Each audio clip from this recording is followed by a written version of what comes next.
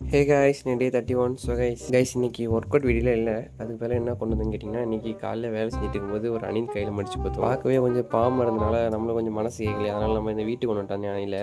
அப்புறம் கொண்டு வந்து அம்மா கிட்டலாம் கொடுத்துட்டு சொன்னோம், அம்மா இப்படி அணில் வந்து கிடச்சிருந்து. அதுக்கப்புறம் அம்மா இதுக்கு சாப்பாடு கொடுத்தாங்க. சாப்பாடு கொடுத்ததும் கொஞ்சம் ஸ்டாமினா கிடச்சிட்டு போல் கொஞ்சம் சுறுசுறுப்பாக இருந்துச்சு. அதுக்கப்புறம் கையில் நல்லா தூக்கம் கழிச்சது.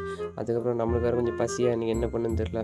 அப்புறம் வீட்டில் இருக்க காய்கறிலாம் எடுத்துக்கிட்டு, காய்கறிலாம் ஒன்றும் இல்லை, ஒரு வெங்காயம், ஒரு தக்காளி, அப்புறம் கொஞ்சம் கொத்தமல்லி இதெல்லாம் குட்டியாக கட் பண்ணி எடுத்துக்கிட்டு, ஒரு பாத்திரத்தில் கொஞ்சம் தேங்காய் விட்டு, அதுக்கப்புறம் கொஞ்சம் கடுகு போட்டு, அப்புறம் அந்த நம்ம கட் பண்ணி வச்ச வெங்காயத்தையும் போட்டு கொஞ்சம் உப்பு சேர்த்து கொஞ்சம் வதக்கலாம். உப்பு எதுக்கு சேர்த்துக்கிறோன்னா கொஞ்சம் ஈஸியாக வதங்கும்.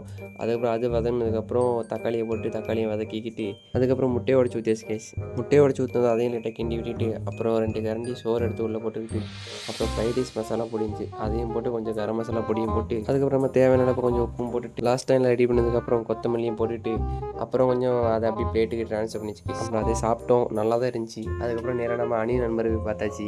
அணி நம்பருக்கு ஒரு வீடு கட்டி அந்த வீட்டையும் அவருக்கு கொடுத்தாச்சு. அதுக்கப்புறம் ஒரு ½ hour கழிச்சு போய் பார்த்தா சரியான தூக்குங்க. ஏன்னா நேற்று ஃபுல்லாக பசியில் தான் இருந்திருக்கும். இன்றைக்கும் ஃபுல்லாக பசி தான், ஒன்றுமே சாப்பிட்ருக்காது. கொஞ்சம் சாப்பாடு கொடுத்தோன்னா நல்லா டயர்டில் தூங்கிடுச்சு. சரி ஓகே கேஸ், நாளைக்கு நண்பருக்கு என்ன பேர் வைக்கலாம்னு சொல்லி கண்டிப்பாக கமெண்ட் பண்ணுங்கள்.